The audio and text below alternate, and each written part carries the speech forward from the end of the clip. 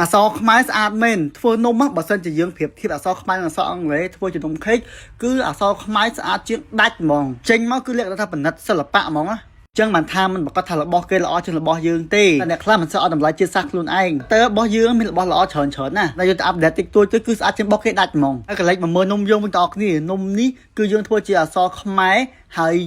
យើងតែកជាមួយក្បាច់ពីលើគឺចេញមកគឺស្អាតខ្លាំងហ្មងបងប្អូនគ្នាតែសំខាន់នំនេះគឺធំហ្មងធំខ្លាំងនំនេះចូលខ្ទង់1ម៉ែត្រកន្លះបងប្អូនគ្នា1ម៉ែត្រកន្លះគឺថាវែងមែនតែនហ្មងហើយសាយវិញក៏សាយ2 3នេះហើយបងប្អូនអរគ្នាឆ្ងល់តាហាងខ្ញុំបែរគេធ្វើតែនំធំអញ្ចឹង